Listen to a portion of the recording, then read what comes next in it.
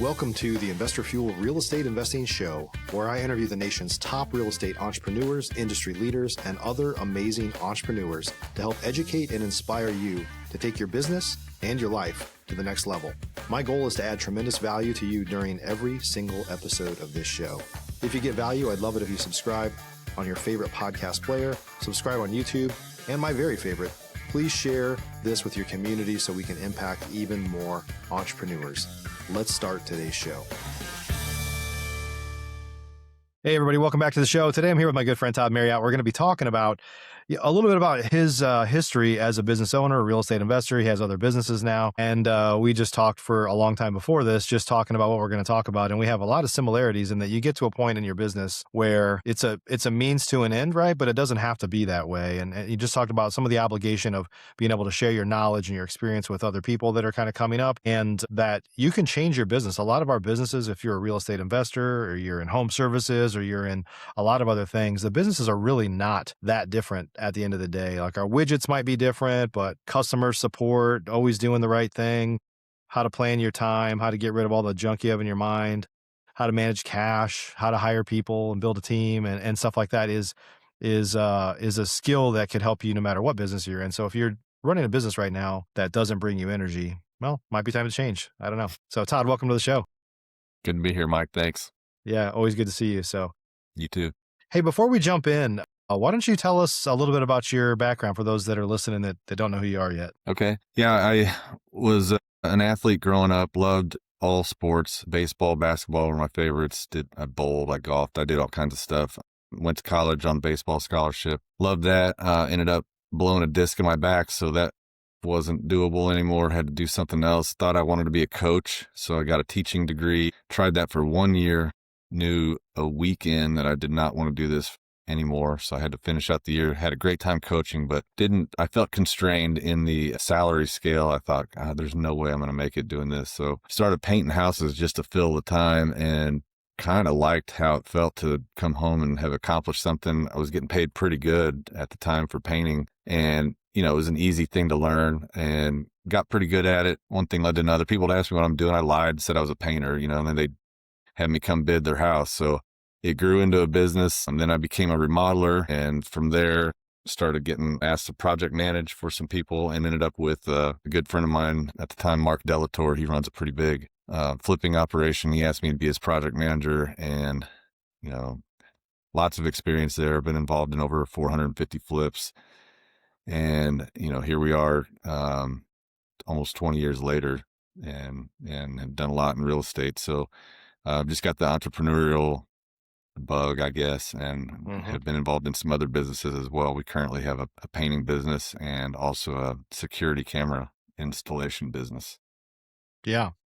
So let's talk about, I want to talk about a number of things here, but just a lot of lessons learned from you. And I think it's going to resonate with a lot of people. And you and I have a lot of similarities in our beliefs and our values and things like that. So I know it's going to be a good conversation, but just talk about, you're at a point in your life now where you have a few different businesses. You've been through some ups and downs, some of which we'll kind of talk about here because it'll give some context, not to rub salt in any wounds here, but we all have some arrows in our back and some scars, right? And so, but just talk about like what you're thinking are. We were just talking about this, about like you have a few businesses and they need to have a purpose in your life because you could do a lot of things. There's a lot of things you could do, right? You don't have to have the security business. You don't have to have the paint business. You don't need to do the real estate anymore necessarily. So just talk about how you value. I think my wife and I just became empty nesters. I know your kids are moving on, and you just start to think about like, what is the purpose of the business? Because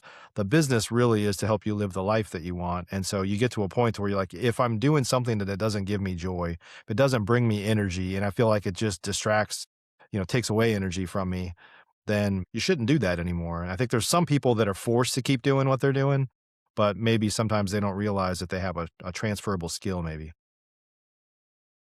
Yeah, that's true. So my daughter just graduated college. She's got her first big girl job. She's moving out in June. My son's got 2 more years left and he's done with college. So like same thing, empty nester. It's kind of like I'm looking at the next decade, trying to figure out how to best leverage my experience and my time. And I don't have kids sports. I don't have those kinds of things yet. I don't have grandkids yet. So we've got this time frame of like, let's kind of buckle down and figure out what we want here in terms of like, you know, bringing joy. Like real estate at times kind of started to feel like it was just, I didn't even enjoy designing houses anymore, which I used to love. I've been fortunate. I've got a great partner in Ben Allgaier, who's younger and still energetic about building the real estate company. You know, it's funny. We went to several masterminds, and like there was a lot of messaging about focus. And while there's a lot of value in that, and there's times when you really do need to focus in on like a thing, we kind of caught some flack from some people like, seems like you're a little scatter or whatever. And so we were constantly sort of trying to like focus. And at the end of the day, we both realized like that didn't make us happy. Like we Mhm. like having multiple things to do. And so then we just decided to lean into it and like, okay, let's just get better at doing the multiple things because we do enjoy the variety and having multiple different types of businesses to do this. And rather than fight that urge and, you know, hate our lives doing a job that we didn't love, like let's just do what we love to do and be really good at, just be better at it, you know, go win. Yeah. And so we really did kind of decide, hey, let's work backwards from what you want life to look like, and let's design the plan to meet that goal. And that exercise really helped because it freed us to look at each business as its own pot of revenue, and then each one has its own challenges, and they're not unique problems. It's just timing. One business is Right. at one specific space in time, and it has these growth issues, and then another business is 2 years down the road. It has different growth issues, but we know how to solve each independent issue. We just have to kind of focus separately. But in a given week or month, we've done a lot on a lot of things. Yeah, it's interesting because I think not that there's, I've certainly told people that they need to stay focused before, and I've got several businesses.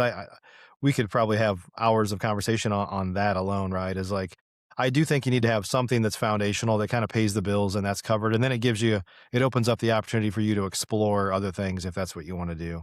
But I think Exactly. about I've made this joke a few times about my wife, Lindsay. She has tons of hobbies. She's an amazing photographer. She's like dedicated green thumber, like we have a greenhouse out at the ranch. She's got tons. She has bonsais that are like 25, 30 years old. Like she's like really into all this stuff. My hobby is like more business. It's Yeah. like break something or fix something or buy something or whatever. It's like it's kind of the same thing, but there's something to be said. Like if your goal is just to optimize profitability, maybe getting focused on one thing and never strain from that is okay. If it's to add seasoning in your life, that's like, well, I need to have some variety to do different things, even in business. As long as, there's always the people that have like four things going on and like none of them are working and none of them are covering the bills. Like that's a Yeah. problem, right? You have to have something foundational because but it opens up I guess the opportunity for you to explore a little bit because you kind of playing with the house's money at that point, maybe. Yeah. And like I said, I'm fortunate, not everybody has this. I'm a dreamer. I know it. That's not like, I'm not bragging about that because it can create its own issues, but I've partnered with an implementer. And so like he gives me the freedom to think and plan and have ideas and solve problems. And I give him the space to go and like implement the stuff, and he can turn it Yeah, around super fast. So, if you're a dreamer and you're struggling, you probably do need focus, or you need someone who can help implement, right. and vice versa. If you're just really good at implementation, but you're just not, you don't have a good vision for things and where to go, you might need some help with that. So, that's why I'm able to work on multiple things because I've got somebody who can help me do the kind of nitty gritty stuff that Yeah. has to happen.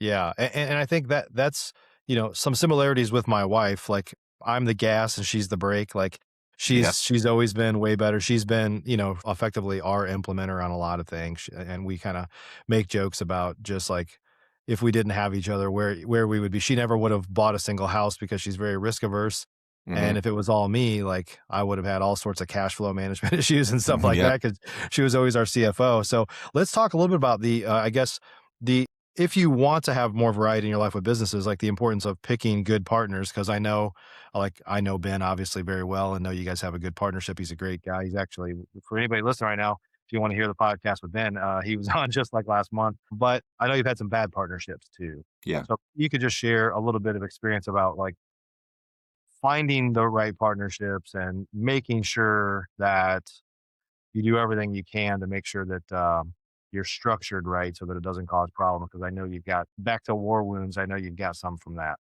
Yeah, I think maybe that's part of being the dreamer. I'm also, it makes you generally optimistic. And so you can assume that people will have your same approach to life, your same integrity, the same concept of what's right and wrong, that kind of thing. Not everybody does, even people really close to you. I mean, Yeah. we have had a couple times where we just assumed that the partnership was much tighter than it was. Lifelong friend decided to take from the business and go start his own thing, and it was crushing. It cost us a ton of operational loss and financial loss as a result. It really fractured our focus, having to pick up the pieces. It was really devastating at the time. Are we stronger coming out of it? Yeah, but sometimes those things are avoidable, and I think it was avoidable. And there's a lot of, I think, lessons that we would be able to show somebody where it's like, look, don't assume the best. Not, you don't necessarily want to be negative and assume the worst, but you do have to plan for people's mentality or approach to life to change, or circumstances to change, to where if something happens and somebody's in a desperate situation, they're going to do what they have to do. And it may not be what you would choose. Not everybody chooses to do the right thing every time. So you kind of have to plan for the contingencies in that way. And, I think you don't always have to take on a partner. Sometimes you can take on a contractor. You can bring someone on that gets a part of every deal in more of a subcontractor way for a while. Maybe you can sort of test it out and say, let's see how this works for a year before we bring you on as an equity owner. I think there's some wisdom in that, in just giving it some time instead of just bringing somebody on right away. Yeah.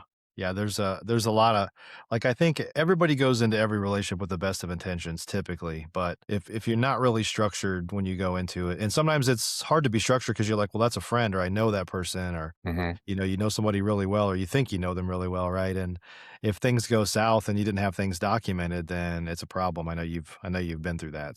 Yeah. And I could tell you, like I've made a joke a few times that we've hired and fired one of my wife's sisters two different times, and so we just generally like, okay, no family members, but yeah, I think like every relationship, even in a marriage, right? It usually comes down to lack of clear communication, lack of clear expectations for each person and what they'll do, right? And that's kind of the root of all of it is like either side had different expectations for what that other person actually did. And then obviously if you don't have clear communications, then and it starts to go south. And what happens a lot of times is people they feel a way and they don't bring it up and it just festers and gets worse, right? Yeah. In our case, a couple times it was just, you're moving so fast and you're like, it'll be fine. We'll figure that out. And then Right. a year goes by and you haven't, and then something goes terribly wrong Yeah. and you just aren't in a position to handle it right. And it was all because, you dismissed it because you were moving fast and you're optimistic. You think it's going to be fine. So sometimes you just need to stop and take a minute, get it right, and get it spoken about, get it communicated, get it in writing, and then you can take off from that point. Yeah. We were having a conversation right before we hit record, talking about kind of energy, the energy you get in your business. And so I believe it's interesting because I've had this thought for a while that there's a lot of entrepreneurs that kind of tap out, like they just get to a comfort level where they could do more, but they're just comfortable. And Hmm. I think I hadn't really thought of it in the context until you brought it up of like your business giving you energy or getting energy. Like I think, you're obviously you want to share some of your knowledge. It's that teacher in you that's coming back around that wants to share your knowledge. It's also the dreamer in you that is interested in other things and kind of Hmm. applying your knowledge to help other people because maybe you see them that are stuck. I think that some entrepreneurs, what happens is I kind of been saying they get too comfortable and they just kind of cap out. But I think it's an energy thing. It's like they're too comfortable where they're at, and like the incremental value from that additional work doesn't bring them joy or energy. And it could if it was framed differently. It could if you said like, well, look, what if you're comfortable at this making this level of income, for example, and you tie your goals to a lot of times with goal planning, we talk to people about tying their goals to something bigger than them. If it's just all about you, like you might get comfortable where you're at. If it's like, well, for every additional dollar I make, I can put 50% of that into something you're passionate about, or, whatever. And now you're tying your joy to the joy that it brings you to help somebody else do that thing. Or, it could be charitable. It could be doing something for a friend or a family member, or what. It could be a lot of things. It could be whatever you want it to be. But talk about that, like getting to a point to where, like you keep pushing forward, but you're unwilling to do things right now that are not going to bring you joy. And I think a lot of entrepreneurs reach that point. Yeah, I mean, especially when you have a season where we were doing all those things and it was not rewarding. We've had a challenging 18 months since that partnership that kind of fell apart. We had to pick up the pieces, and so we had achieved some goals from a personal, like, net worth standpoint prior to that, and it was like literally things were going really well. We thought, okay, now what can we grow into? And then the wheels fell off. And so we retracted half of that, from a net worth standpoint in 18 months while we were trying to liquidate and, like, pick up the pieces and catch up. So, we basically were grinding with no reward. It was kind of like, all right, we need to think backwards from our end goal here. And that's what we hit stop. We're like, we obviously have to show up tomorrow and do our work, but, like, what do you want in 5 years? What do you want in 10 years? What do you want in 1 year? Those things matter.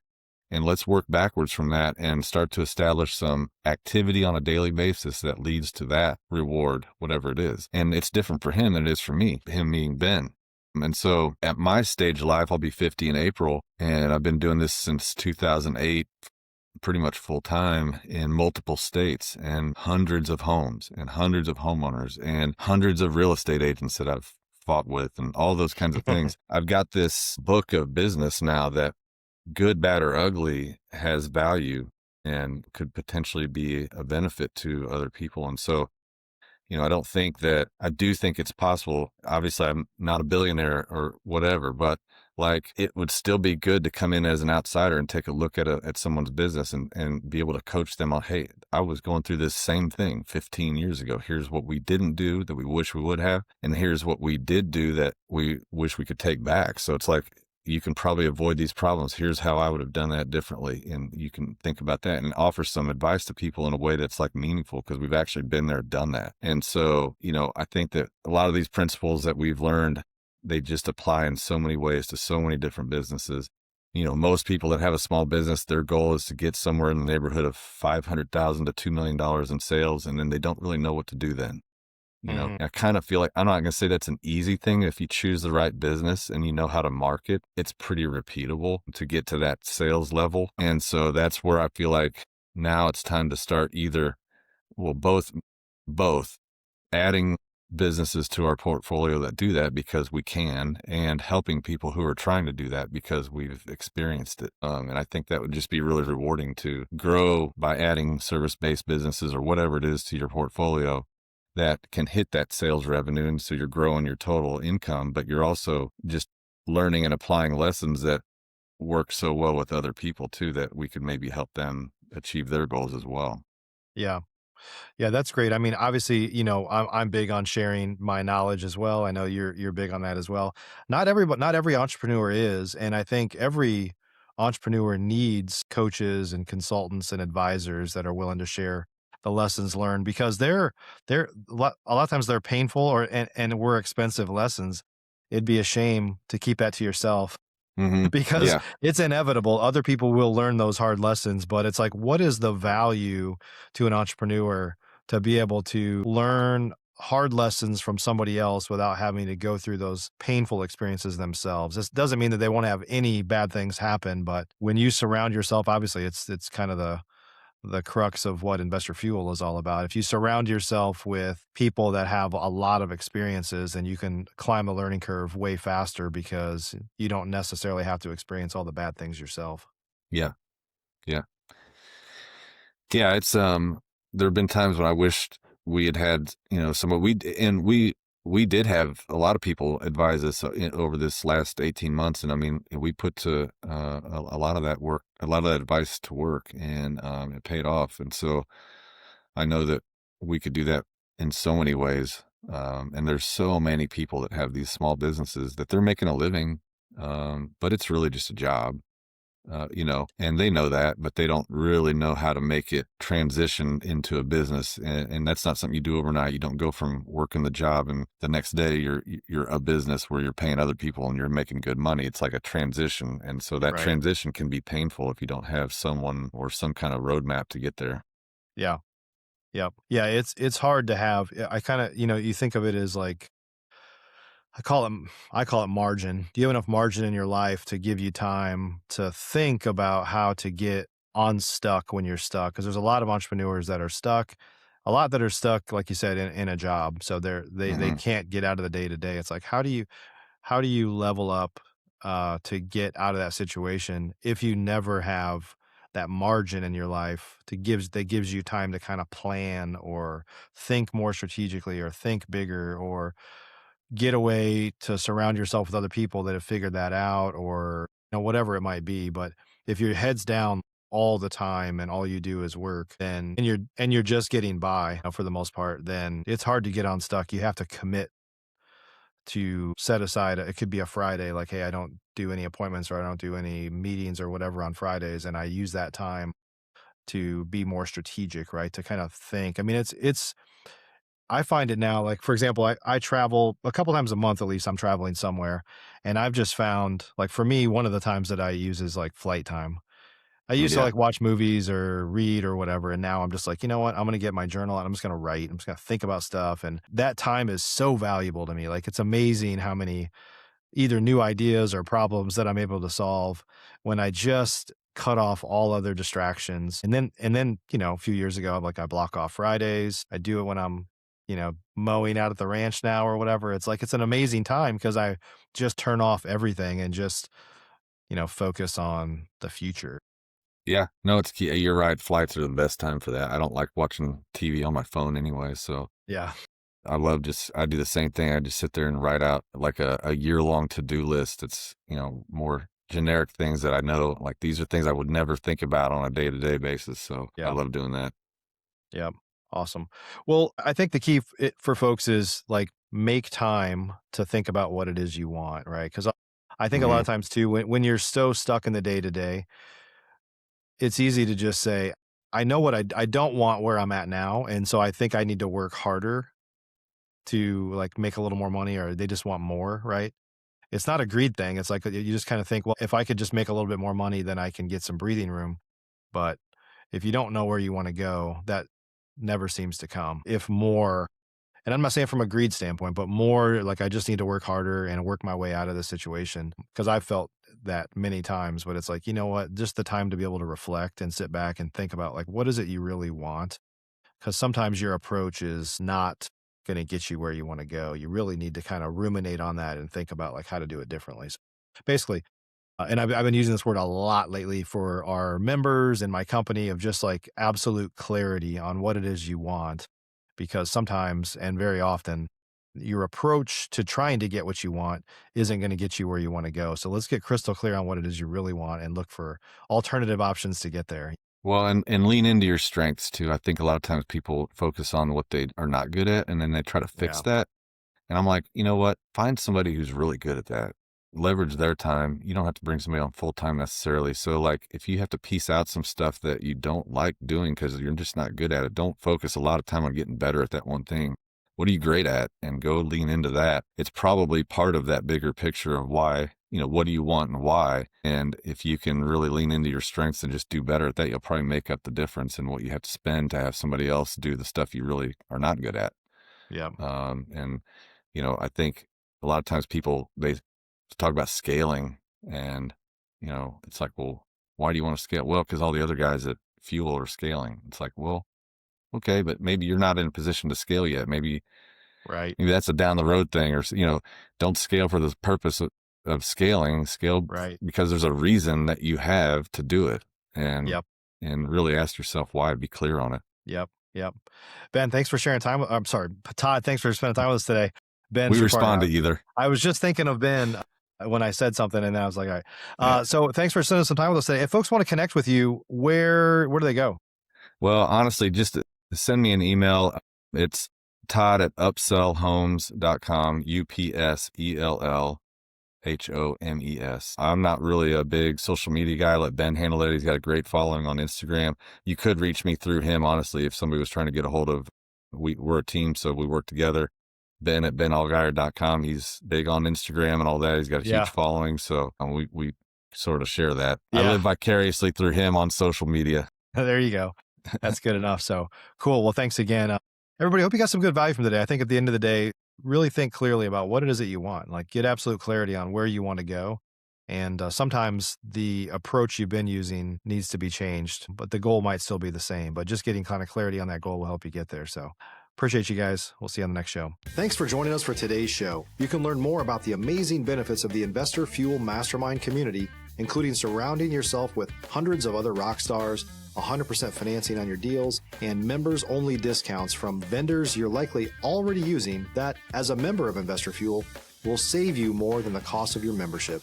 Visit investorfuel.com to learn more. You can also check out the show's notes for access to free resources, how to get access to world-class lead generation, and even how to work with me directly one-on-one. Don't forget to subscribe so you never miss another episode. See you on the next show.